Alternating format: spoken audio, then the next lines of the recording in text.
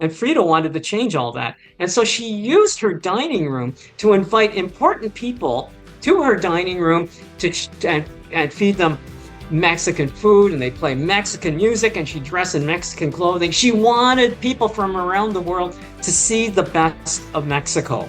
Greetings and welcome to another episode of Books About Food, the podcast. I'm your host, James Reford, and that was John Ota talking about his new book, The Dining Room, and he is our guest on this episode. Thanks for joining.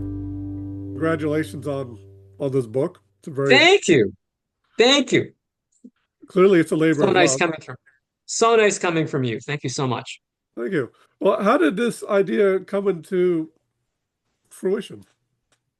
Well, a couple of things. You know, when I was writing the kitchen book, I would go around and measure these historical houses, like the Morris-Jumel Mansion that I write about. And people would say, the dining room is dead.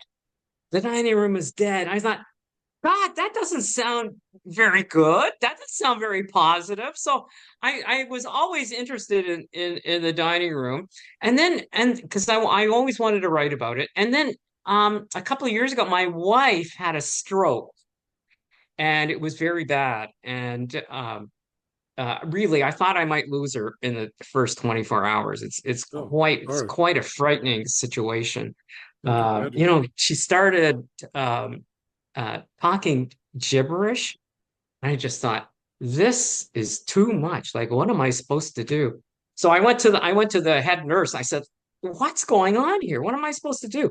Head nurse just says, just go with it. Just go with it. So I just went with it, and we're very lucky. She's about 90% back to where she used to be. So it was such a terrible situation for me. So when she had a significant birthday coming up. I thought, oh man, we got to celebrate. I mean, you just never know what's going to happen, right? So I thought, we got to have a big blowout dinner party. And so I also want to redo our dining room. So I want to revitalize the dining room. So I went out. I'm a little obsessive. I went out and started looking at other dining rooms, famous dining rooms around the world, and I wanted to go visit them and visit the people who own those dining rooms, and that's what I did. So I went to the dining rooms of, like, they're people who I really admire and where people love to eat. And with your website, you have people who love to eat. So who is it? It's Frida Kahlo. It's the dining room dining room of Claude Monet. I went to the dining room of Downton Abbey. I went to the dining room of Jackie Kennedy in 1962. So I went to all these famous dining rooms and looked at the way that they're designed, the architectural layout, the history of the place, the way that they set their tables, the food that they serve, the menus, who were the chefs, um, uh, the salt and pepper shakers, the chairs, the invitations, the place settings, everything. I wanted to know everything about those dining rooms. And the idea was to cherry pick some of the best ideas from those dining rooms. And then I also wanted to cook a dish from that would have been served in each of those dining rooms, so I could serve it in this dinner party for my wife. And that's what we did. And I was able to do it, and we redid our dining room. Actually, see this gold screen behind me? That's one of the ideas. We can talk about that in a while. And then we had a dinner party. It turned out to be a buffet. That's part of the story. And it all worked out. We had our friends all over, our friends and family, and had a nice party. And so we did it. We did it. So that's terrific. So you get a book out of it. Yeah. Yeah, it was a lot of fun. So much fun. Well, I love to travel and see food and architecture, historical places. And they're all people that I admire. So it was a great thing. Well, it's quite a diverse and interesting list. How did you narrow it down?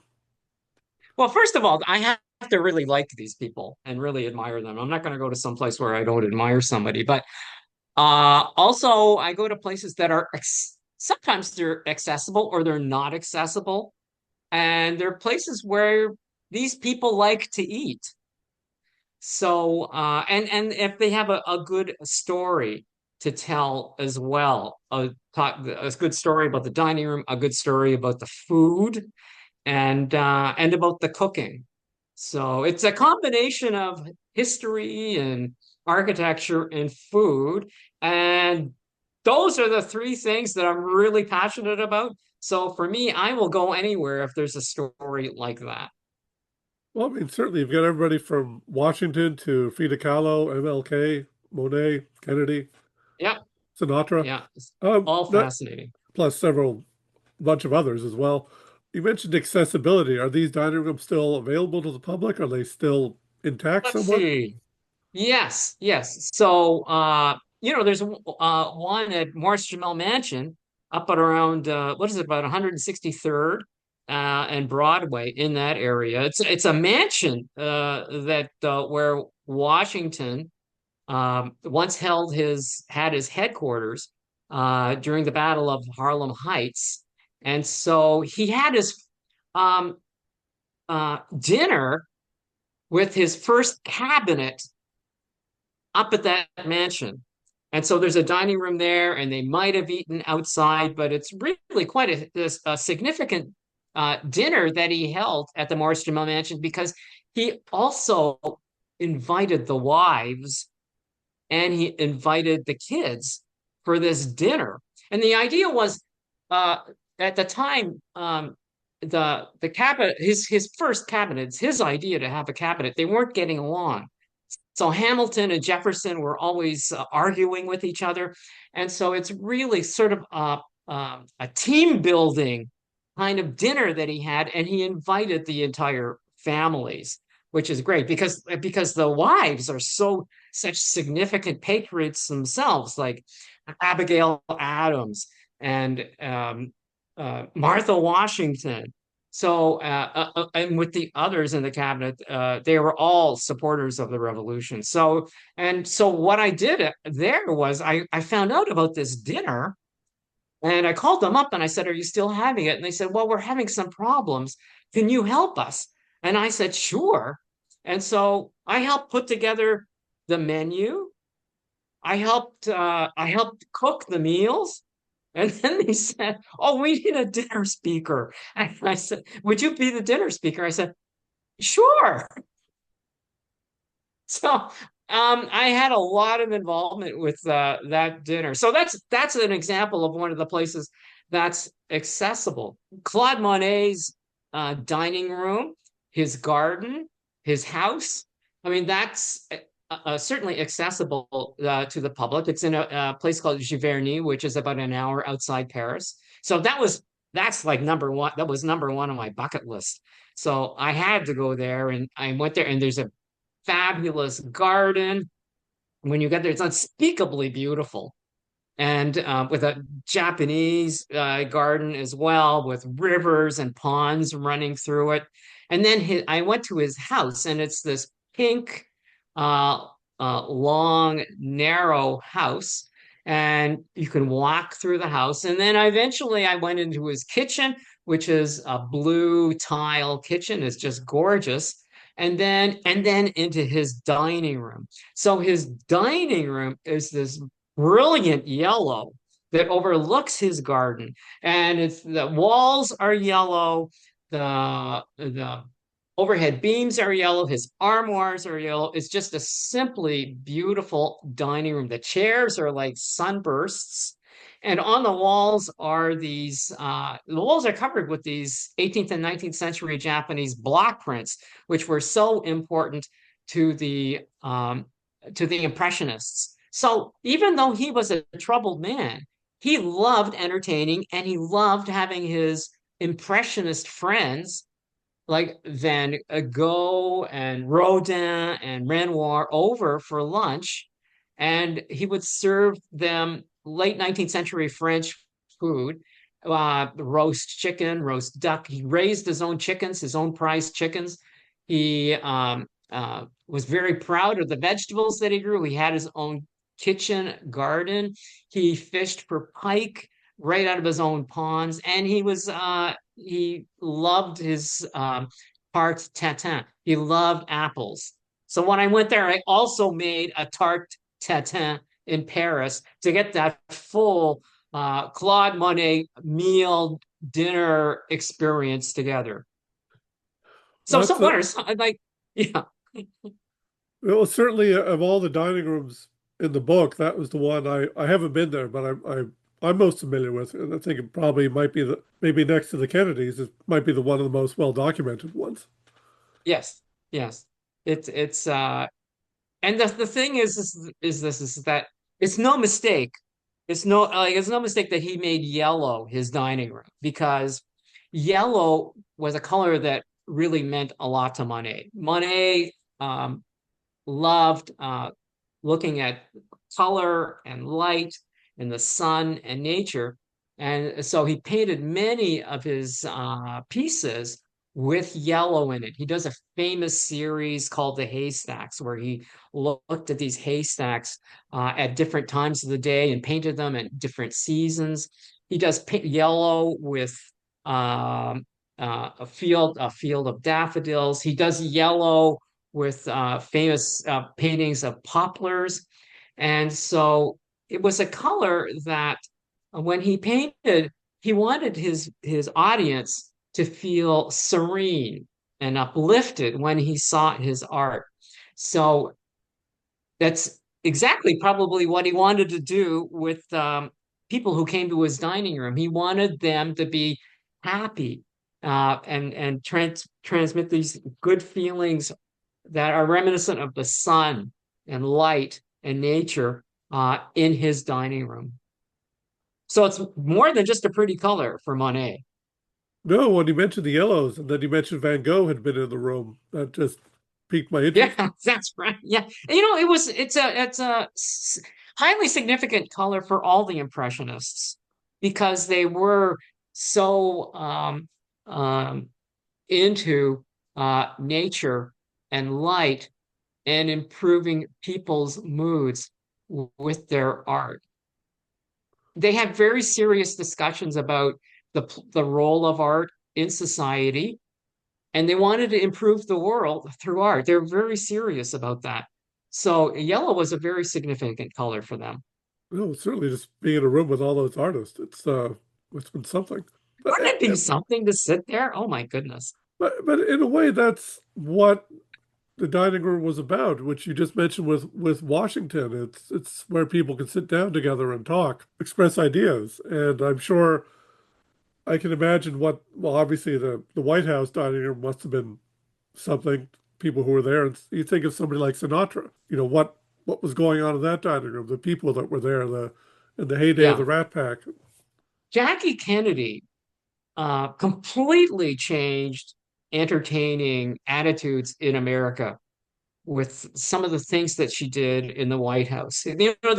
They White House dinners with previous presidents were kind of stodgy. They had one big U-shaped table and they would invite military leaders and politicians. She just changed everything. She wanted to for the dinner that I write about is the Malraux dinner. And she invited artists like Rothko to come. She invited Leonard Bernstein. She invited George Balanchine to the White House for this dinner. She wanted to show Malraux the best of America. And then she hired her own French chef, Chef Verdun. And previously, the dinners were made by U.S. Navy cooks, so they had very conservative meals like leg of lamb. They would have Triscuits um, and a shrimp cocktail. She just changed the whole thing. They were long, filling meals. She streamlined it down to four courses of French four courses. And the one I write about it, the main course is uh, sea bass stuffed with spinach and mushrooms, and it's topped with this French white wine sauce with leeks. And that's all served with the best wines, of course, and a champagne. And for dessert is croquembouche. So it's a very much more sophisticated way of entertaining. And then she wanted enough time that they could have entertainment after dinner, and they would have a string quartet. And then after the string quartet, they'd have dancing. So it was a very different kind of experience. And what she was really aiming for in this dinner was she wanted to convince Malraux, who was the Minister of Culture for France, to send the Mona Lisa to America so the Americans could see the Mona Lisa. And this was a very big request of Malraux because Malraux, I mean, if anything happened in 1962 to the Mona Lisa, they would never forgive him in France. His name would be completely mud. I mean, they consider that such an artistic treasure. Why would anybody ship the Mona Lisa across the ocean? And they came on a boat. I mean, if anything happened to the Mona Lisa, the French would be outraged. But with her own dinner entertaining personality and the way that she managed things, Jackie Kennedy was successful in convincing Malraux to loan the United States the Mona Lisa, and it showed at the National Gallery in Washington and at the Metropolitan Museum of Art in New York in 1962, and millions of people got to see the Mona Lisa. So that she um, had so much charisma and was able to get along with people at dinner. She had her own sort of soft dinner diplomacy. Whenever things went wrong for President Kennedy, she was there to smooth things over. So when they went to Paris, um, uh, I think it was in 1961, things did not go well for Kennedy. Kennedy did not get along well with de Gaulle. But the focus of that trip to Paris shifted from the president to Jackie Kennedy. And Paris loved Jackie Kennedy. She spoke perfect French. She had so much style. She knew about art, and they were chanting Jackie, Jackie in the streets. And if you look at some of the publications from that trip, they have Jackie Kennedy walking ahead of the president in her little pillbox hats. And you can see he's just as happy to have her walking ahead of him. And Time magazine said, oh, yes, there was also that fellow who came with her. And there are another situation where she was able to cajole people over dinner was she got along very well with Nikita Khrushchev after the October crisis, the missile crisis. And so there are photographs at the Kennedy Library of Jackie Kennedy sitting next to Khrushchev, and they're just laughing it up. And Khrushchev, of course, is completely charmed by Jackie Kennedy, and so much so that Khrushchev later sent a puppy dog to the Kennedys, and the Kennedy kids loved the puppy dog.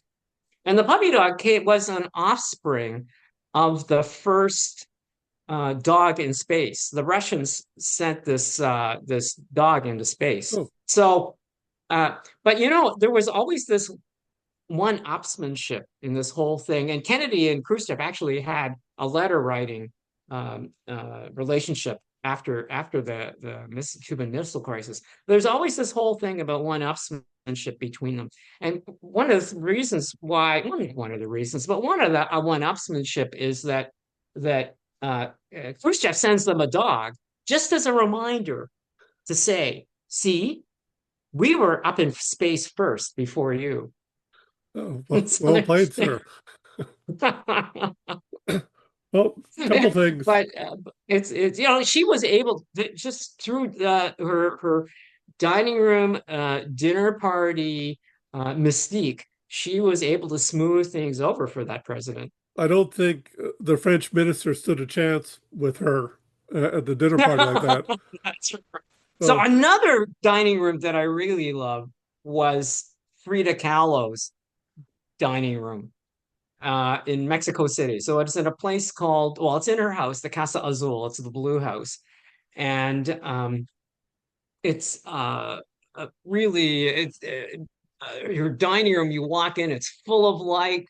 The walls are white with blue trim, and all around the room are these yellow stands where she puts her indigenous artifacts in it, and then the floor is this bright yellow as well. And it spreads out. It's like it just radiates this warmth and this good feeling throughout the whole ground floor. And she used, there's so much that's made about Frida Kahlo, about her, well, of course, her art, which I love, is so colorful and evocative, but also about her drinking and her partying and affairs and her clothing and her eyebrows. But what I found was that really at the base of it all with Frida Kahlo, and this is what they say in Mexico too, she was a Mexican nationalist, and she wanted people to love the culture of Mexico. So at the turn of the 20th century, people in Mexico, it's hard to believe, but they turned to Europe, particularly France, for their culture, for their art and architecture and their clothing. And Frida wanted to change all that. And so she used her dining room to invite important people to her dining room and feed them Mexican food, and they play Mexican music, and she dressed in Mexican clothing. She wanted people from around the world to see the best of Mexico. And that's so she entertained people wildly so that they could go back to their country and tell them their people what a great time they had in Mexico. And we learned so much about Mexican art and food and clothing. So she was a Mexican nationalist when it was not particularly popular to be a Mexican nationalist. And that's the story of her dining room. And she had all these really important people come to her dining room, Nelson Rockefeller, movie stars like Gary Cooper, artists like Georgia O'Keeffe. It was like the Studio 54 of Mexico. Everybody wanted to go see Frida and be seen with Frida in Mexico City. And so they would eat, drink, dance, have tequila, and the mariachi would play all night. And you know, how do I get an invitation to something like that? Oh my goodness. I think you've answered this. Certainly, I guess it was hard to pick a favorite, but I think you may have answered that. Or were they kids? They all favorites in a certain way. They're like kids. They're all favorite. I mean, they all have their own particular characteristics that help them in their lives, that help them actually change history. So another favorite dining room was the dining room of Martin Luther King Jr. So that the house that he grew up in up until age 12 is a museum in Atlanta, Georgia, in a neighborhood called Sweet Auburn. So of course, I think Martin Luther King Jr. is one of those important people to walk the earth. So I had to go there. And I really did not know very much about it at all until I got there. And so I got there, and it's this sort of Victorian Queen Anne house, very lovely house. And you walk in, and it's like a sort of a regular, normal house for a typical family. But the dining room is in the center of the floor plan. It's the largest room in the house, and it's very quietly elegant. And it was the place. The significance is that it's the place where they had dinner every night, and they would talk about the racial problem against blacks in the southern United States. And so he learned a lot and was influenced to become the person that he became and crusade for equality. All those values, all those stories came out around the dining room table. I think as we touched on it before, but a lot of the most important things in the dining room isn't about food. It's about the company, the conversation. Yes, yes, yes, Maybe have you put your architecture hat on. sure.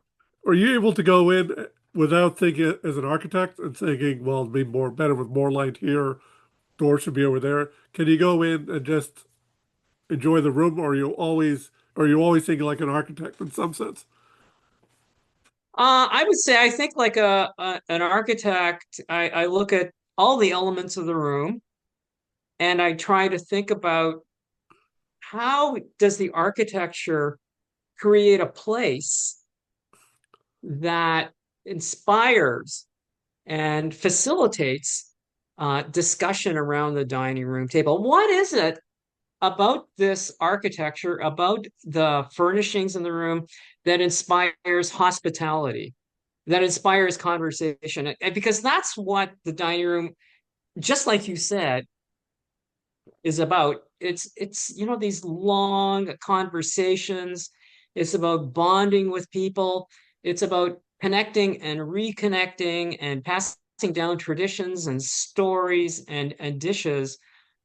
So that how are the elements of this room conducive uh, to help this happen, whether it's Martin Luther King Jr. and having discussions, serious discussions about the racial problem in the Southern United States, or if it's Frida Kahlo and how she wants to inspire people with the culture of Mexico, or Claude Monet, who wants to have these discussions with his artist friends about impressionism. What is it about the elements all of this room that causes these things to happen and actually can changes history?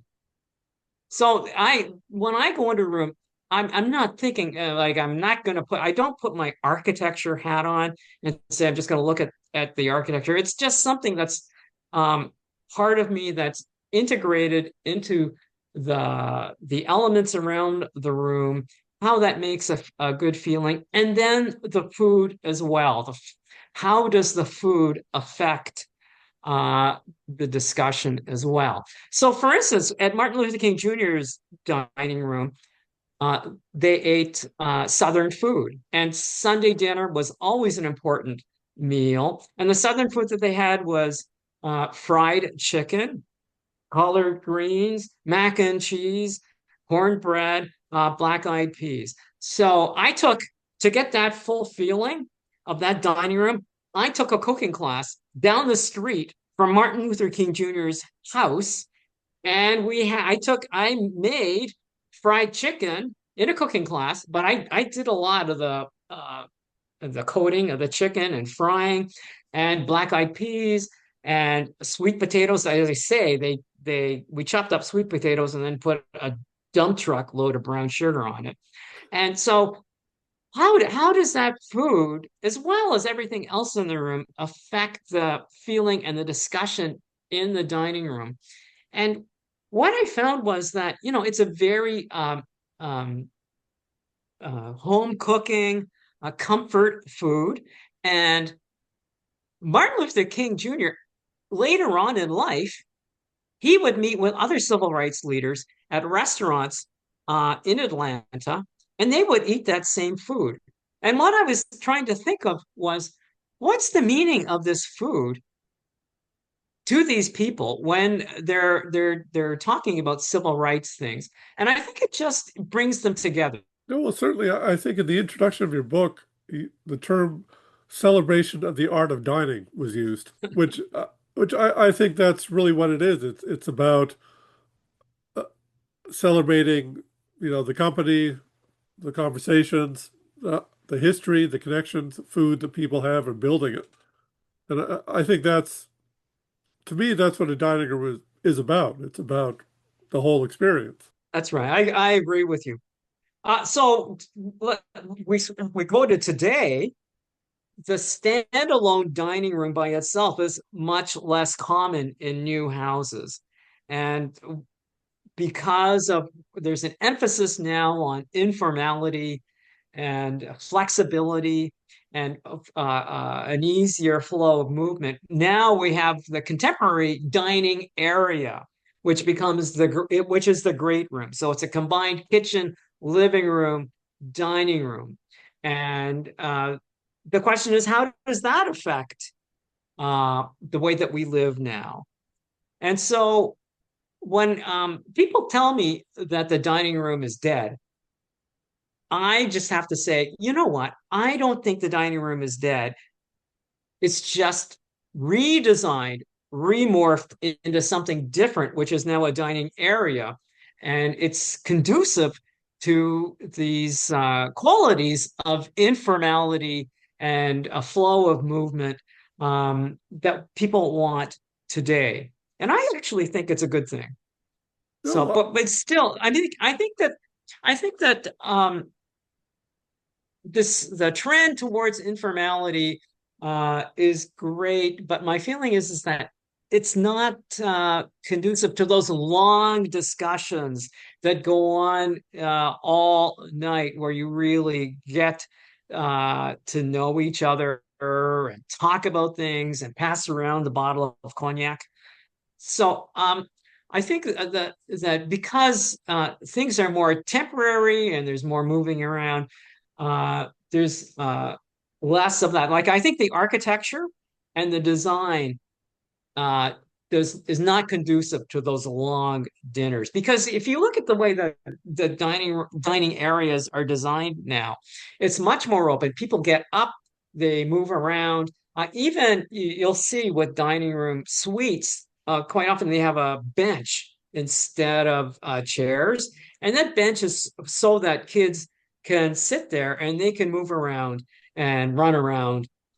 So I think that if we're missing anything in the new dining area, I think that the design is less conducive to those long, deep discussions. it used to be, I think, grandparents and great parents' time.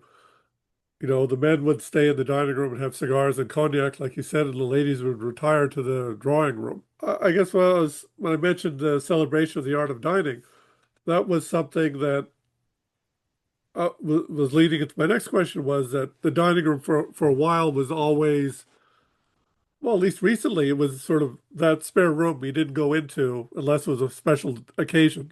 It was a special dinner, or that it'll be used to keep the mail on or something, or store stuff in. But it was always a special room. A lot of times, like there'll be a formal living room to go along with that too, that you Yes, didn't need it. yes. Uh, But historically, the dining room has always been an everything room. I mean, I've gone for tours of late 19th century houses, and quite often they'd use it as a storage room or as a study or as a library, um, because it is the biggest room. I mean, if it's the biggest room, it's got to be used for something. So it's always been this everything room. And now, especially after the pandemic, when people stop going into the office, now it also becomes people use it as an office space, as a library, as a design room, a place to do homework, um, just like it used to be. So, as well as this free flowing space and informality, it's also used as a flexible space where other things can happen.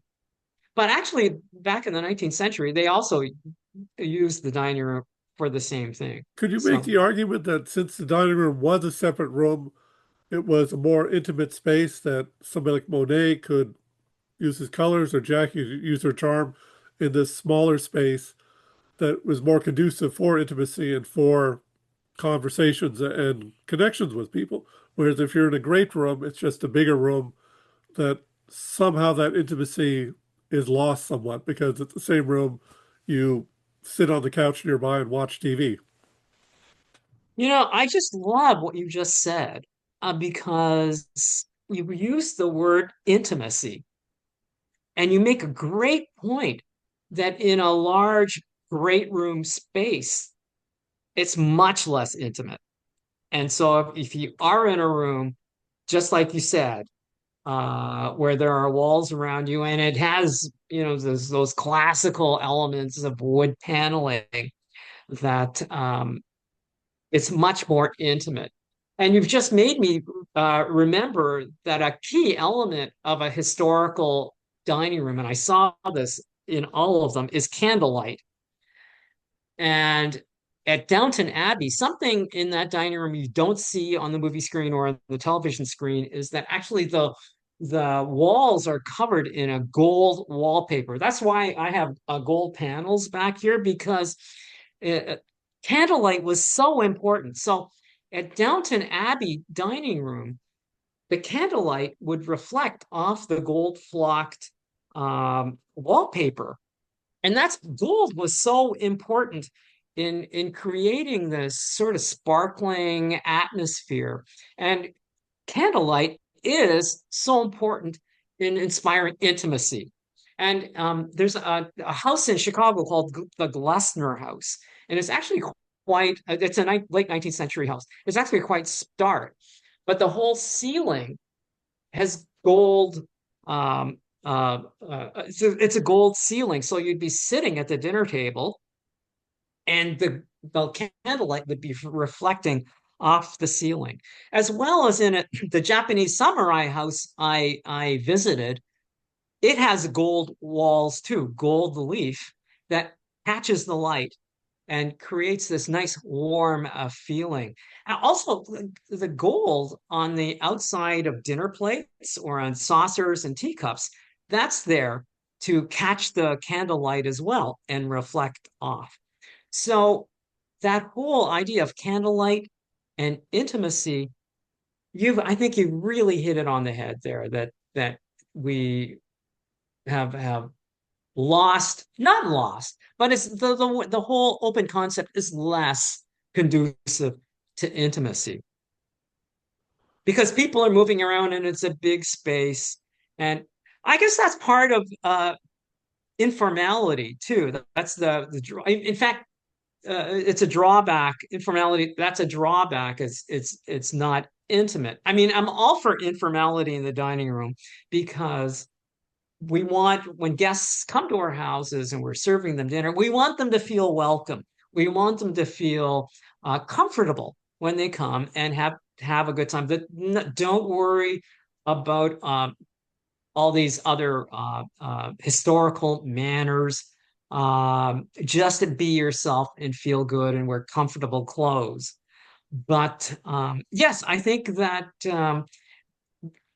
that kind of attitude is good in one way, but yeah, we lose that intimacy and talking into the night, staying in one place and talking into the night. Well, I was just That's a thinking. great point.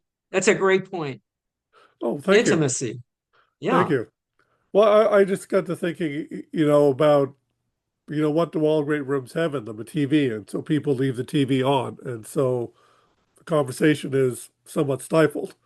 I mean, I guess the same could apply to people and their phones, but that's not the fault of the dining room. I'm just thinking because, everybody has a TV in their living room these days or family room. You sort of touched on my next question, these vast array of different rooms. Were there any similarities? You mentioned the I gold. would say, yeah, I would say yes. I would say that gold and yellow is a similarity and a theme in Frida Kahlo's house, at Downton Abbey, at Gloucester House, like I just mentioned. I went to another house, Lucy Maud Montgomery's house up here in Canada. It was early 20th century house, and light and gold and color is so important in that room. In her late 19th century, early 20th century buffet, uh, there's a mirror in it. So often we see that. And the whole point of that mirror is to catch the light and reflect it back into the room to make the room twinkle. So in that early 20th century house, she did not have any electricity. So the whole lighting scheme was from gaslight. And gaslight lights a little bit brighter than candlelight. So it's really fantastic. She was also a photographer. She took these black and white photographs, and you can see with this gaslight that the light hits the architecture of the house, the different changes in the wall. It hits the folds in the tablecloth. It lightens up their faces, and the wrinkles disappear, and they all look very happy and joyous. And that's another intimate, warm and happy way of the way that light makes this kind of atmosphere. One other thing about color and light is that at Lucy Munn Montgomery's house, she actually was a very good cook. And she used to make something called a sunshine salad. So sunshine salad is a jelly salad, and in it has gelatin. It's an orange gelatin, and it has diced pineapple, sliced carrot, and orange pieces. So you can just imagine it's this very nice, bright um, gelatin salad. So I love jelly salads. I'm Well, that, sorry, I said it. I love jelly salads. I know either you like them or you don't like them. I love them. But the other fact about the jelly salad in a late 19th century, early 20th century setting, especially with gaslight that she had, was the jelly salad would catch the light and it would become like a stained glass window.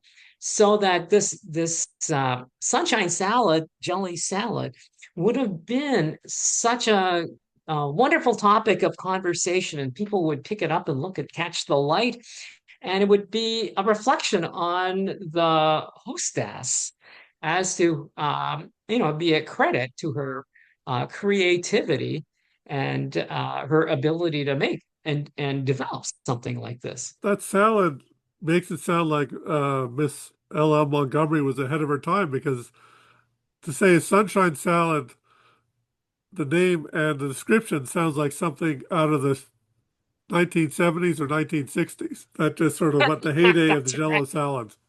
And yes, and it was orange. So she was clearly ahead of her time.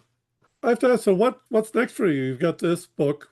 Oh well, I just like to write. I like visiting houses, and I was thinking about that today, actually, James. That I like visiting houses, and if there's something out there that they all have in common, just like this dining room with the color gold and yellow, that pulls it together.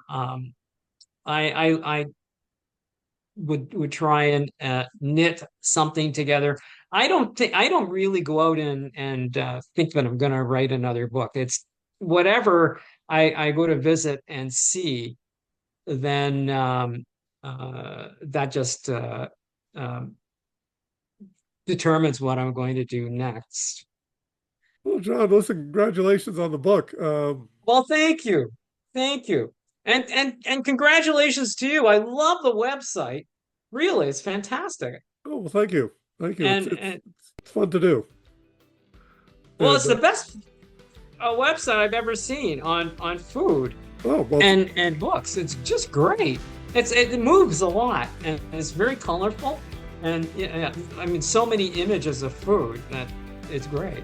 and that was John Ota, and our thanks to him for taking the time to talk to us about his new book, The Dining Room. Once again, I'm James Reeford, your host, and this has been Books About Food, the podcast. Until the next time, happy reading.